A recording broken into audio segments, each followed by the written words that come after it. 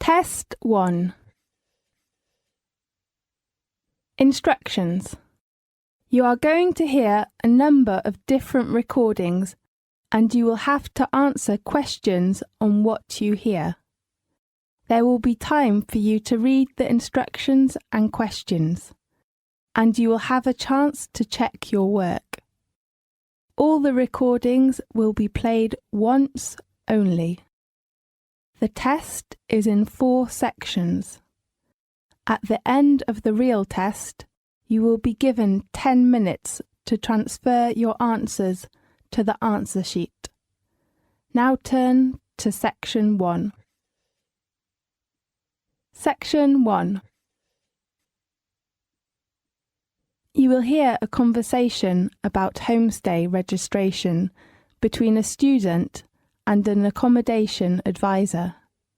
First, you have some time to look at questions 1 to 5.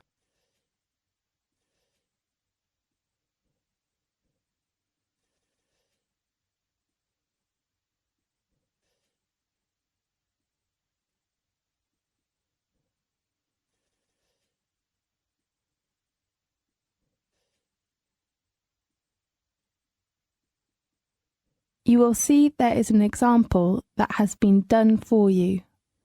On this occasion, only the conversation relating to this will be played first. Good morning. Good morning. I'd like to apply for a homestay. Right. Sit down, please. Well, I need to take down your details first. The type of accommodation that the student hopes to apply for is homestay. So, homestay has been written in the space. Now we shall begin. You should answer the question as you listen, because you will not hear the recording a second time. Listen carefully and answer questions 1 to 5. Good morning. Good morning. I'd like to apply for a homestay. Right. Sit down, please. Well, I need to take down your details first. Okay. What's your full name? My name is Aaron Lee. Do you spell your first name A-A-R-O-N? Yes. Okay. And your age? I'm 18 years old. So you are a freshman in our university? Yes. What's your present address? I live in student accommodation. International House. In which area? North Campus. Your room number? It is 316C. Okay, Aaron. Are you unsatisfied with your flat now? Actually, my flat is all right, but I hope to move into a local family, to have more opportunities to know about local culture and to improve my English. Right. Tell me your contact number. My home number is 81419680 and my mobile phone is 75863344. Now, look at questions 6 to 10.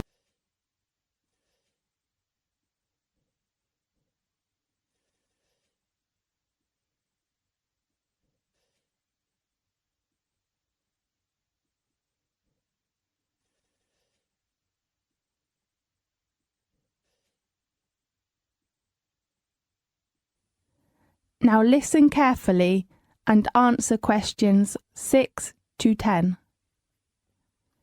Well, Aaron, can you tell me your requirements about homestay, such as food or facilities, something like that? Yes. Firstly, I prefer to live in a homestay house with a nice landlady, and I hope she would be good at cooking. All right. How about others? And I'd like to have my own bathroom and balcony. I don't want to share with others. Okay, no problem. Anything else? Oh, yeah. You know, one of my friends, Chris, who lives in a family with 3 young children, Yeah? they are too noisy, and my friend cannot study. So I hope there are no young children in my homestay house. Okay, fine. Do you need a garage? I don't drive now, and maybe I would need it in the future. Oh yes, I hope that the house would be near to campus. Okay, not far from campus. Anything else? No. Well, let's talk about the rent and the deposit. Okay. Usually, the rent of homestay is about £140 per week, and you will have to pay 2 weeks' rent as a deposit in advance. Does the rent include all bills? No, it only includes the water fee. You have to pay your electric bill and telephone bill and cable bill if you need. Right. When would you like to move in? As soon as possible. Well, I hope to see a house this weekend. How about this Saturday? Is it the 6th of October? Right. OK, I know. Do you have any other questions? No, that's all. Thanks for your help. You're welcome. Goodbye. Goodbye. This is the end of section 1. You now have half a minute to check your answers.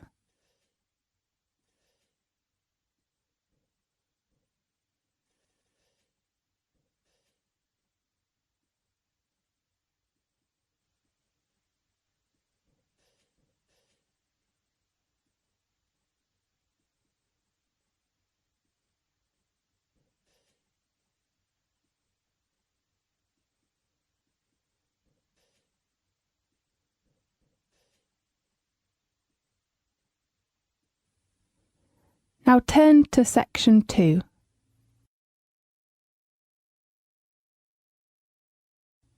Section 2. You will hear a lecture about a famous natural resort in England. First, you will have some time to look at questions 11 to 15.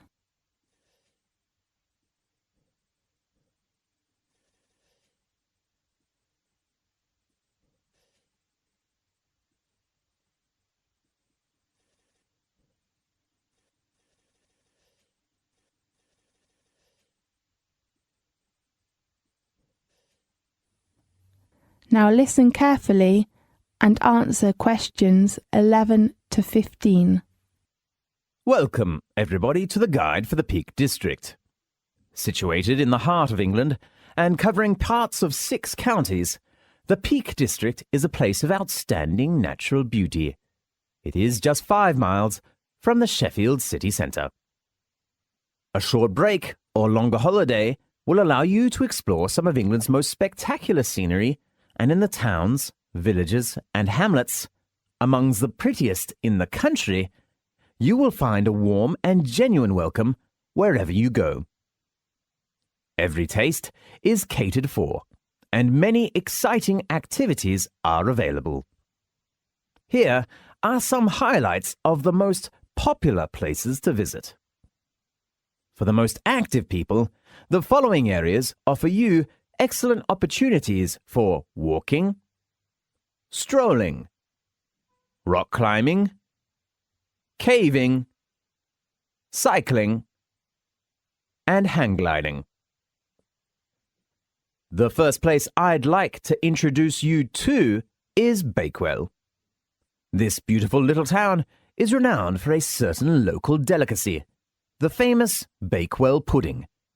It's very delicious. And steeped in history, Bakewell's oldest building dates back to Henry VIII's reign. Just south of the town is the medieval Haddon Hall, a magnificent Tudor manor house complete with gardens, heralded as the most romantic in England. On Sheffield's doorstep lies the Palace of the Peak. Chatsworth is quite possibly the UK's most stunning country house, and a must-see for any visitor.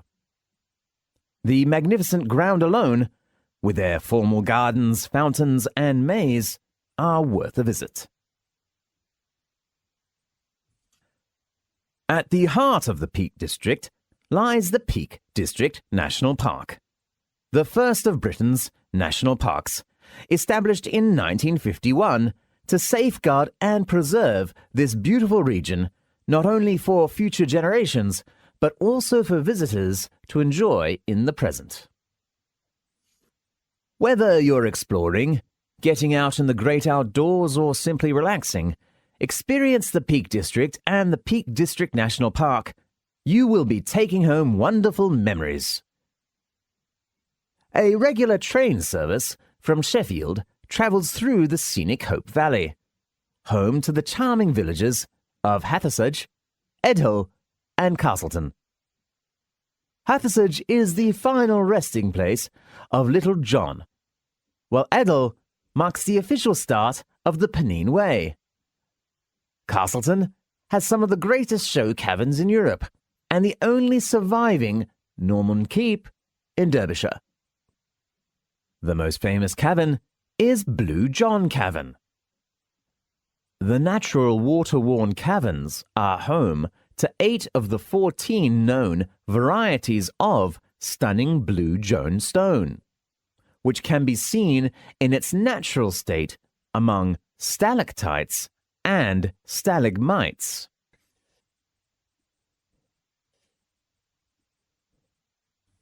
Now, look at questions 16 to 20.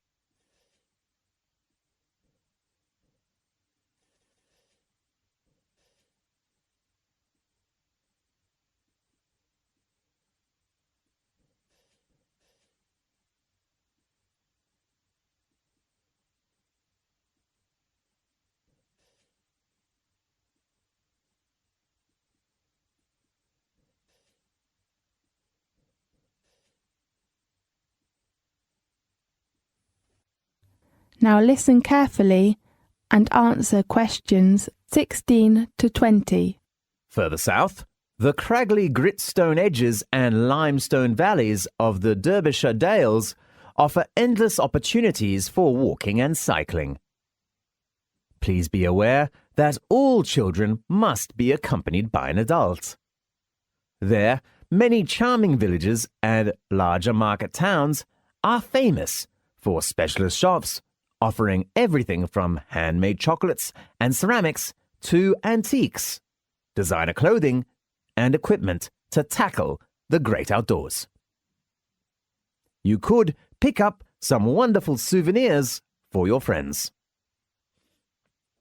Perhaps the most magnificent and certainly the best-known stately home in England, Chatsworth, is home to a private art collection which represents 4,000 years of European culture and craftsmanship, from ancient Greece to modern works by British artists. Everything about Chatsworth is on an impressive scale, from the sumptuous interiors to the breathtaking gardens and the 1,000-acre Capability Brown designed estate is one of the most beautiful and historic man-made landscapes in Britain. The last resort I hope to recommend you is the beautiful village of Eyam, where there is a tragic tale. In 1665, a tailor in this small village received some cloth ridden with infected fleas from London. The village decided to quarantine itself, but a third of the villagers died. That is known as the famous Plague Village. There are several reminders of this dramatic event, and Eyam Hall tells a vivid story of those fearful months. Eyam Hall is a small but charming 17th century manor house with a cafe and craft workshops in the centre of Eyam. It has been over 50 years since Britain's first national park was established in 1951. Every year, lots of visitors from all over the world come here to relax and enjoy the natural beauty. So if you feel tired, bored about your work, study, or even the city life, why not visit the Peak District? You will find what you need there. This is the end of section 2. You now have half a minute to check your answers.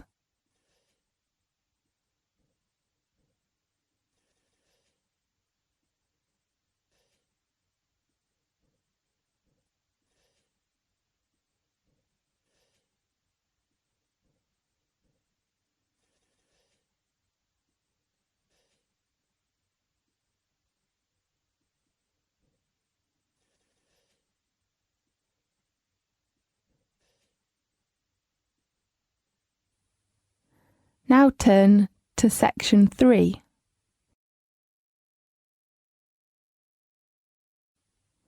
Section 3. In this section, you will hear a talk between a student and a professor. First, you have some time to look at questions 21 to 23.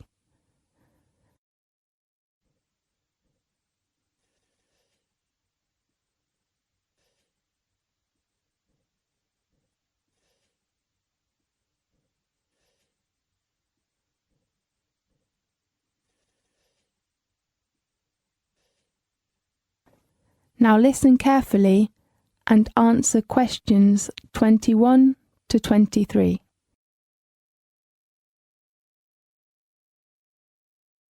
Good afternoon, Professor George. Good afternoon, Harper. Let's talk about your essay draft, okay? Yes. Actually, Professor George, I just decided to change my essay topic to energy crisis. Oh, I don't think you need to change the topic. You know, environmental protection is much better than that one. Oh, really? I'm glad to hear that. In your mind, that's a good work? Yes, I think so, but there is still lots of work that needs to be done. Oh, yes, of course.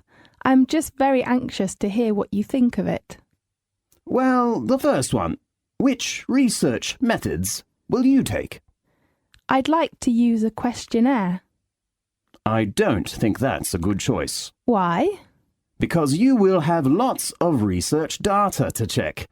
That will be a huge work. Yeah, I think you're right. How about an interview? OK, I will think about it. Professor George, I think I have a problem with the timetable. You mean the deadline? Yes, I'm afraid I can't hand in my work before the essay deadline. Why? You know, I have to spend a lot of time on my part-time job. Harper, I don't think you've given me a good reason. You know, I can't postpone your deadline, except if you get an illness. But Professor George, This is our rule. I hope you can cope well with your timetable, okay? OK. Now look at questions 24 to 30.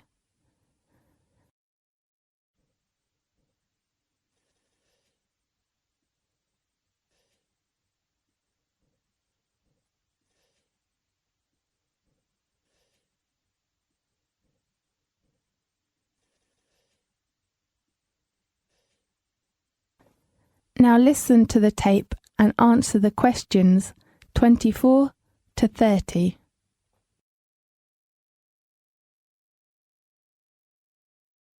Harper, generally speaking, your essay is good work, but I'm worried about some parts. Yes, could you give me some suggestions about my work? Well, let's start with the purpose. I think it is not bad. You represent your idea and the reason for this work, but What should I do? it's better for you to make them clearly. I mean to strengthen them. OK, the purpose needs to be stronger. Oh, and what's your opinion about the structure? I think your structure is very clear. I do really say, well done and go ahead. Thanks very much. I'm so glad to hear that. That's okay. How about other problems with my essay? How do you think your personal experiences as a background affects your work? Oh, it is just my question. I'm not sure whether I should write them. I can see why you put it here, but it really isn't relevant to your arguments. My advice on this is that you take them out. I think you're right. Anything else? No, just go ahead. Yes. How about other requirements, such as format or something like that? Well, let me see. Oh, yes, your way of handing it in. I heard we must send our essays to you by email. Is that right? Yes, that's right. Before your deadline, let me check. It is, here. It is on Friday, the 30th of October. Right. I will hand in my essay on time. Good. And you have to print your work by laser printer. Why? We will store all of our students' work, so good quality is very important. OK. Oh, Professor George, should I do the proofreading before handing in my essay? Yes, proofreading is necessary. You should check your grammar or spelling or format before handing in your work. OK. And your references. You must make your references clearly, and that's very important. OK, I know. Thanks very much for your help, Professor George. A pleasure. How about your presentation? This is the end of section 3. You now have half a minute to check your answers.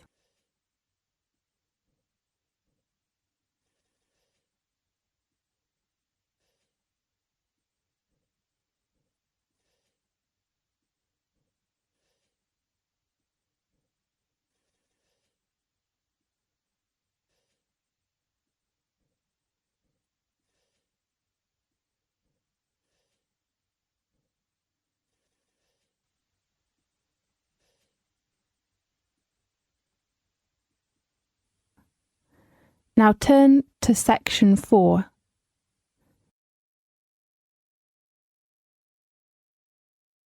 Section 4. You will hear a lecture about British media. First, you have some time to look at questions 31 to 40.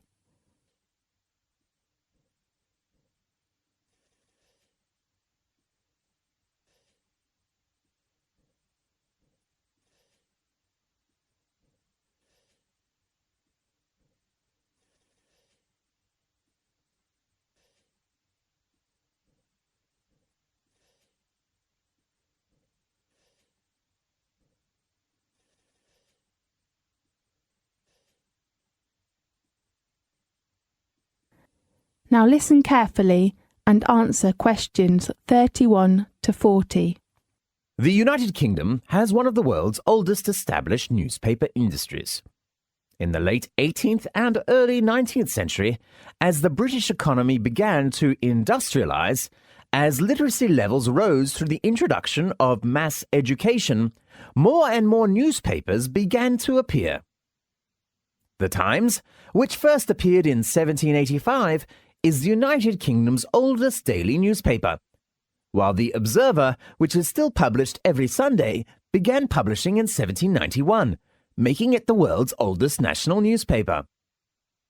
The different main British newspapers, The Times, The Observer, The Guardian, still suggest that the function of the paper is to offer the electorate objective reports about what is happening in the country. The function of supervising the government is one of the reasons why a free press is considered so important to the functioning of parliamentary democracy.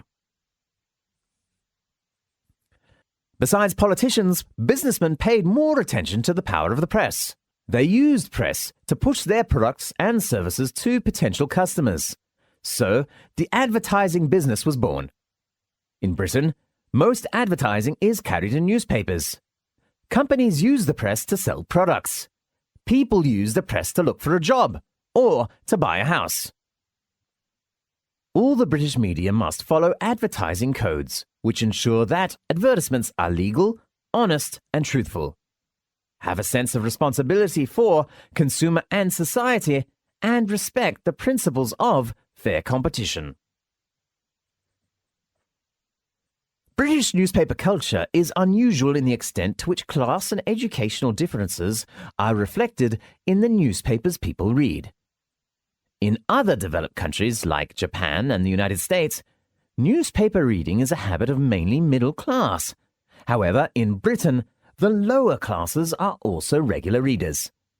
There are more than 1,500 different newspapers which cater for a wide range of political to educational views.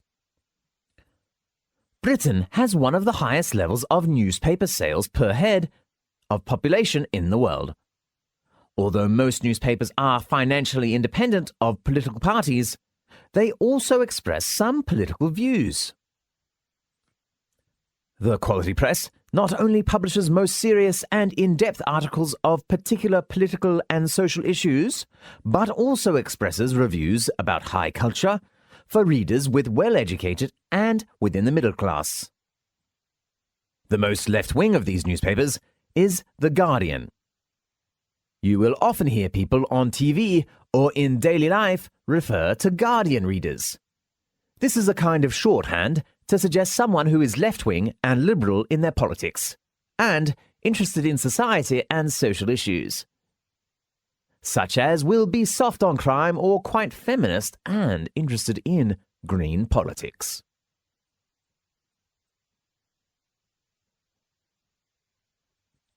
The other category of national newspapers is the tabloids, which people usually call the gutter press.